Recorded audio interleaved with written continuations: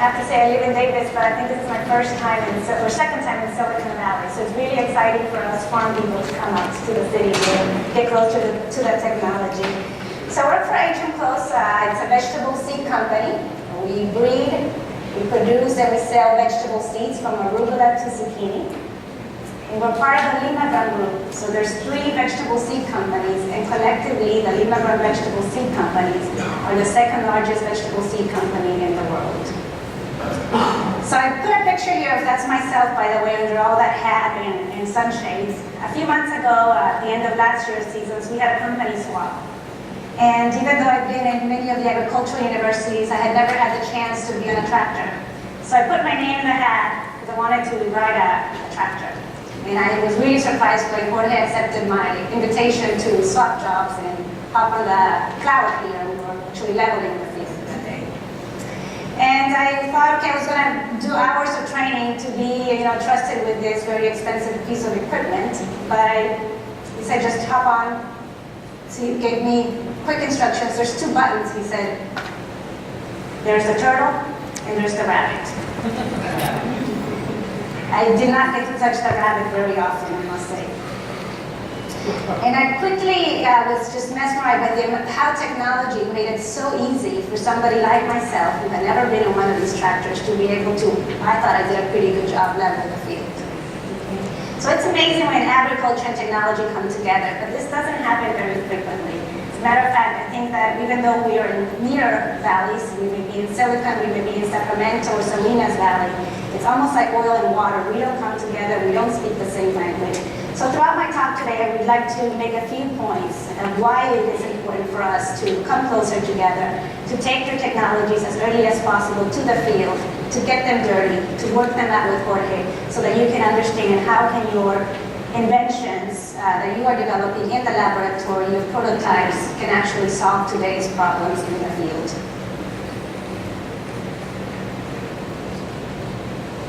So in agriculture, we've seen how our practices have evolved throughout time as we incorporate technology to increase our productivity.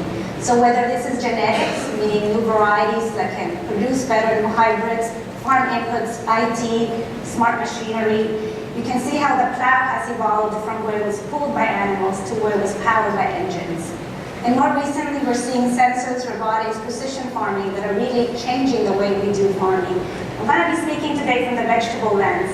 So you can see here at the bottom, I put 3 pictures that come from newer technologies that are really shaping the way the vegetable production is done. On the right-hand side, you see a technology coming from University of Sydney. It's called the Ladybird. It's an autonomous, solar-powered. It's basically your eyes in the field. Phenotyping can be a very daunting job. And this little machine goes around and is able to, with its sensors and cameras, identify where there may be disease problems that the farmer can then go and tend to. In the middle here, we have a weeder. Weeders are, I think, a great technology that is helping us address some of the labor issues in the hand weeding in some cases. And in this case, it's a company called Nayo from France in Europe. And it's a small-scale weeder. They produce smaller and larger-scale weeders. But I think what's interesting is we often try to go large. Sometimes big is not necessarily better. Sometimes smaller is needed, especially when you're working in small areas or in nurseries or in a greenhouse or in a vineyard. So this is a smaller-scale weeder. And then on the left-hand side, we have something closer to home from Stanford, and I don't need to introduce, but for those of us coming from abroad, this is a technology from Blue River Technology, which in this case here is a more large-scale weeder, like in the case for lettuce, where you would be needing to weed several rows at a time. So some of the technologies can slightly change the way we do agriculture, and other technologies can completely disrupt and reshape modern agriculture. And this is an example for the tomato variety and the tomato harvester. And for those of you who are not familiar with the vegetable industry, corn may be king for the field seeds, but tomato is not only king, it's also queen for the vegetable industry. So it's, you can see here in California today, we have taken almost processing tomato for granted. We produce 90% of the production for the United States is produced in California. That represents 35% of the global processing tomato production. It's about $1.4, $1.5 billion. But that has not always been the case. In the 1940s, most of the production for processing tomato was done in the East Coast. And it started moving to California because we had irrigated land and we had cheap labor from Mexico. But that was changing in the 1950s when labor was becoming more of an issue. Hello, does that seem like modern days today? We're having the same issues today. But around the same time, Dr. Hanna from the University of California, Davis, started recognizing that labor was going to be an issue. But to move to mechanized harvest, we had to do 2 inventions, not 1. So it took him 10 years to develop a variety that you see on the left-hand side, or your right-hand side, of a new processing tomato. And the processing tomato that we had at the time had a very soft skin. That was not going to be suitable for harvesting because you're going to have the parade literally on the field. So the variety had 2 main characteristics. It was hardy, and it was also concentrated ripening. So if you don't have concentrated ripening, you have to go through the field many times to harvest the fruit. Here you could harvest the fruit all at once. It was commercialized in 1962. And in 1964, the Royse program, which allowed immigrants from Mexico to come to the United States, was abolished.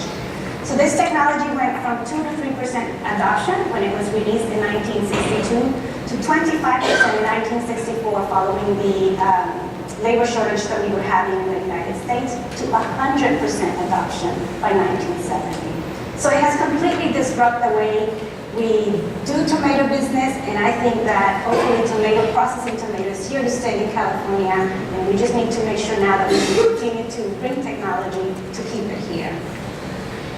So that's tomato, but I wanted to give you a little bit more perspective of the global seed industry.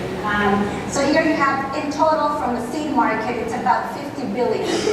And about 80–90% of that is with field seeds, which many of you, I think, are obviously targeting your technologies because it has big markets, big acreage. But increasingly, we're seeing more attention, and we're very grateful for that, in the vegetable sector. Okay, the vegetable industry, the seed industry represents $5 billion. About 10% of that is in the United States, which is about 500 million. But if you see that's at the seed, at the early stage of the value chain in the input side, as it goes through the entire value chain, it ends up being more like $11 billion. Okay? But it's a complex market, it's highly fragmented, it has different production practices, and we have to tend to different consumer needs.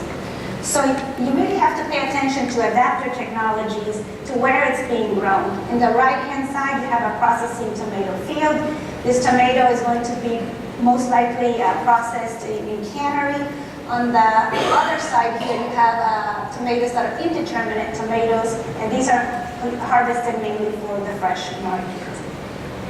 And in here, you still have a wide diversity because some people like cherry tomatoes, some like clusters, some like big, some like sweet, some like more sour. So you really have a wide diversity, hundreds and hundreds of different varieties just in tomato.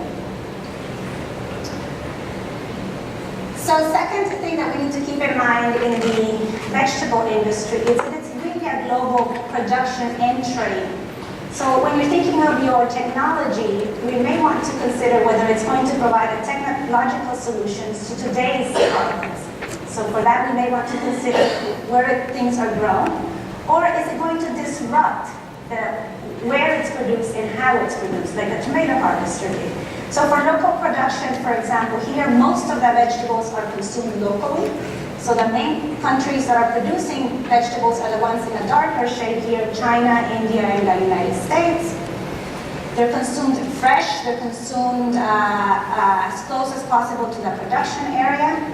And only about 5% of the vegetable production enters into this international trade that we see here with all these arrows.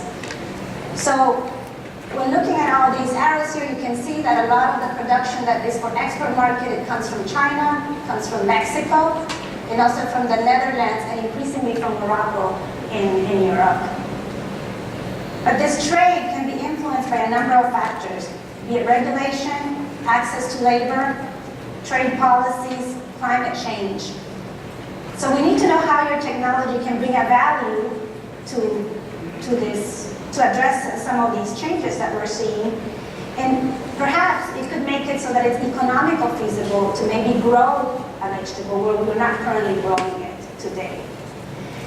Or it may allow you to export it to a country where we cannot export it today. And just as an example here, our company is a #1 melon company. We're known for these very flavorful melons from France called Charente.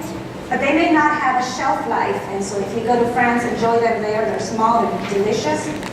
But most of us in our global world, we found out how good they are, and we want them to be shipped to us in other parts of the world. So we've been able to develop new varieties of melon that withstand this longer shelf life. And a lot of it, for example, is being produced in Honduras. I'm from Honduras, I had to throw in that example. And Honduras is in Central America, and these melons are able to withstand 30, 40 days so that they can be shipped to Japan or to Europe or to here to California.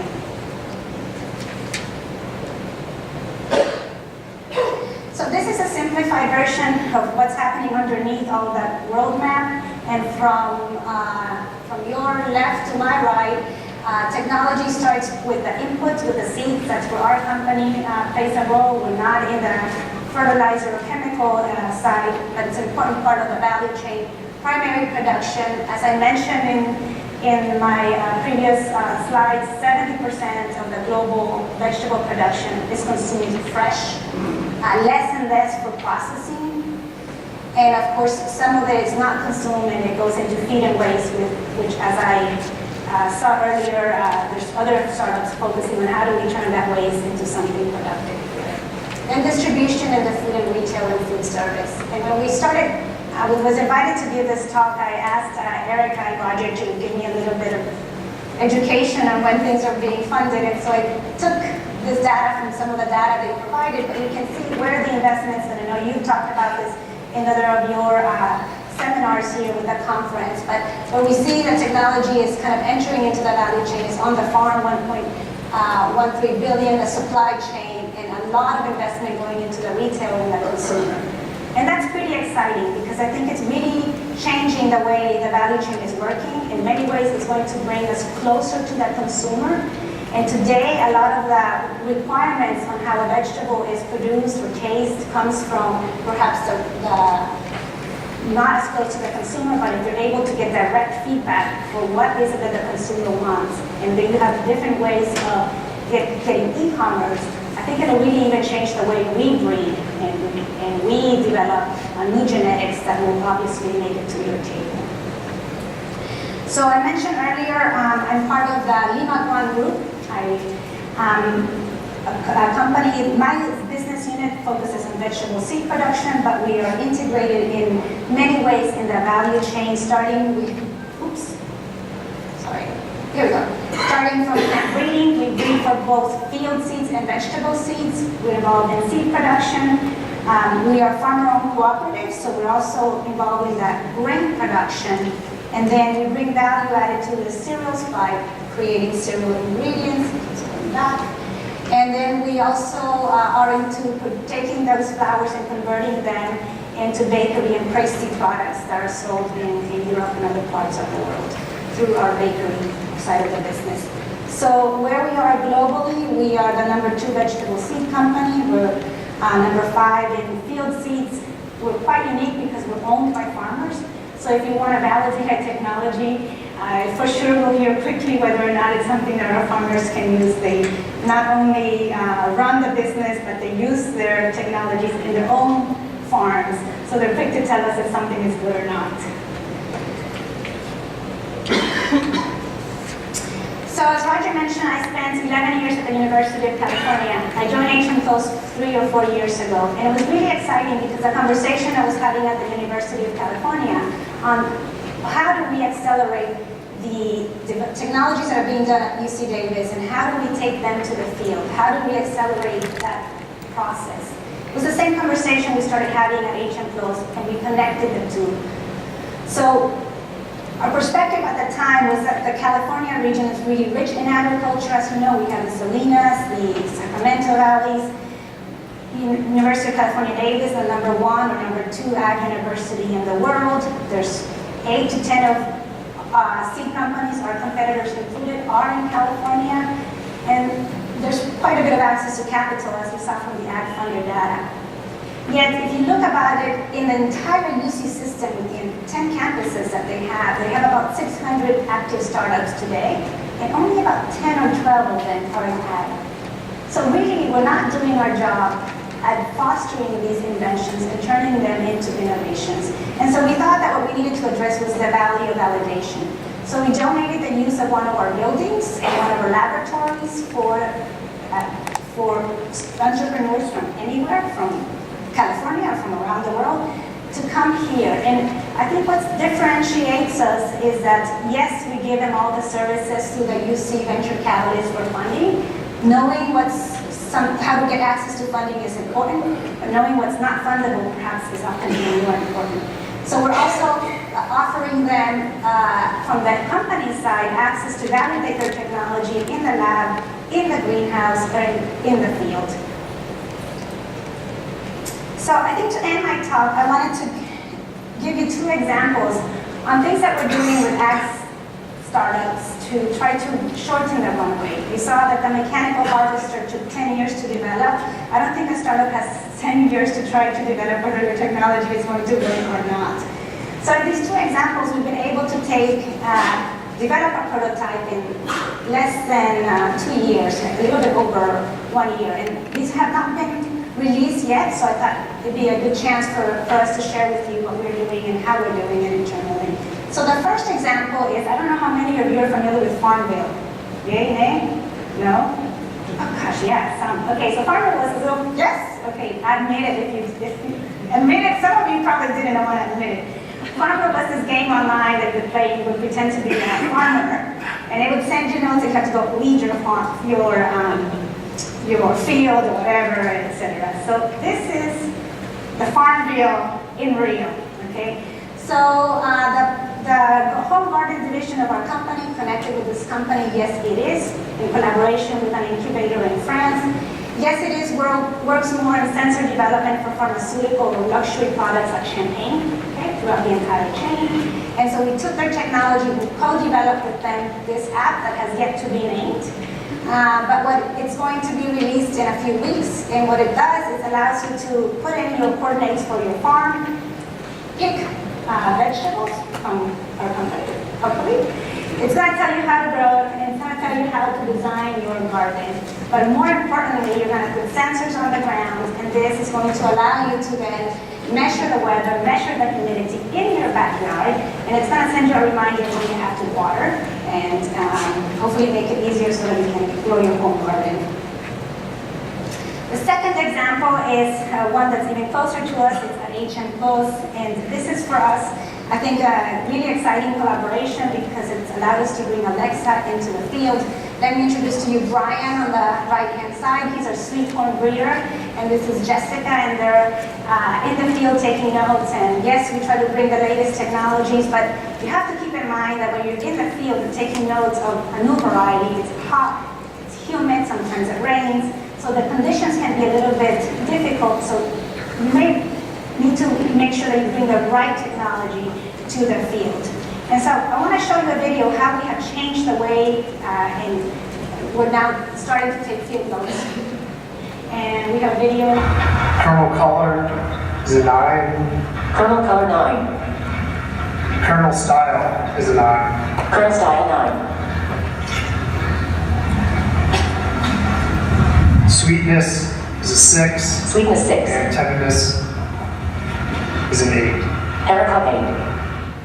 On the AgVoice portal, evaluations are listed by date and can be downloaded as spreadsheets formatted for each trial. Read today's report. Thompson Farm, Iowa, 305 plots recorded. HD 4057 has highest quality score. What were the scores for HB 4057 in Brazil in 2017? Snap 5, Shank 6, Flash 4, Husk Protection 7, Kernel size 6, ear length 23 centimeters. So for us, it's really exciting to be able to interact with this prototype, just like I'm interacting with Alexa in my kitchen. And it's very natural for Brian to speak to it. It corrects his errors when he does make errors. And it's hand-free, so he can do both take phenotyping at the same time that he's manipulating the corn. This prototype took us about 14 months to develop, and I think that one of our lessons that we learned in this collaboration has been that what has really accelerated this is the ability to bring the insights from the ag area. We have Brian, a specialist. We have Lincoln also. We breed for not just sweet corn. I told you arugula to zucchini. It's about 20-something crops there. So how do we take this technology to other, how do we adapt it to other species? And then AgVoice. I think having the expertise from those of the team at AgVoice that have been involved in natural understanding language has been critical for us. And people like Bruce, who's been his experience in IBM. I know he'll give a pitch later in this afternoon, so you hopefully can go learn more from him directly. So we'll be taking our Alexa to the field this summer, and we'll see how it goes. So with that, I want to end my conversation and really thank you for the opportunity to be part of the Silicon Valley community. I hope that we're able to start the dialogue on how HM.CLAUSE, Lima or our Innovation Center can help you understand how your technology can help solve today's problem, and more importantly, how it's going to shape the future agricultural value chain. Thank you.